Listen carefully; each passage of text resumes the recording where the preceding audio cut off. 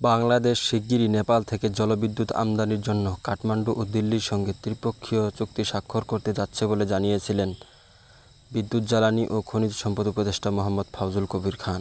এই চুক্তির আওতায় ভারতীয় সঞ্চারণ লাইনের মাধ্যমে নেপাল থেকে 40 মেগাওয়াট বিদ্যুৎ নেবে বাংলাদেশ। বায়ু দূষণের তালিকার শীর্ষে উঠে এসেছে রাজধানী ঢাকার নাম।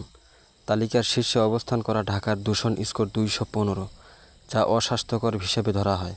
এছাড়া দ্বিতীয় অবস্থানে রয়েছে ভারতের দিল্লি। পাকিস্তানে বিদেশি কূটনীতিকদের গাড়িবহরে হামলায় এক পুলিশ কর্মকর্তা নিহত হয়েছেন। এই ঘটনায় আহত হয়েছেন আরও 3 জন। কূটনীতিকদের কেউ হতাহত হননি বলে জানিয়েছে পুলিশ। তাদের নিরাপদে ইসলামাবাদে ফিরিয়ে নেওয়া হয়েছে। বন ও পরিবেশ এবং জলবায়ু পরিবর্তন ও পানি সম্পদ মন্ত্রণালয়ের উপদেষ্টা সৈয়দা রেজওয়ানা হাসান বলেছেন, ইলিশ ভারতে উপহার হিসাবে যাচ্ছে না। এটা রপ্তানি করা হবে এবং রপ্তানির টাকাটা বাংলাদেশ পাবে। সেটা খুব ছোট করে দেখার মতো টাকা না।